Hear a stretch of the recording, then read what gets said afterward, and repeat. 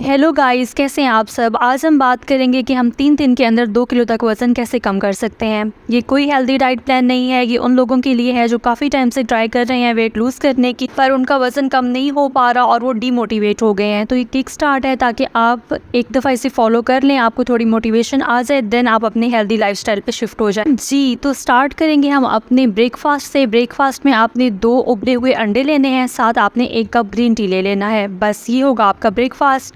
Then आप करेंगे lunch. Lunch में भी आपने 2 उबले हुए अंडे लेने हैं, साथ 1 कप ग्रीन टी लेना है और 1 एप्पल ले लेना है। इवनिंग टाइम में आपने जस्ट 1 एप्पल खाना है। देन आएगा डिनर टाइम। डिनर आपने कोशिश करनी है 8 बजे तक मस्ट आप ले लें। डिनर में आपने 1 कप ओट मील लेना है, मतलब दलिया आप इस्तेमाल करेंगे, वो आपने पानी के अंदर पकाना है, दूध के अंदर नहीं पकाना।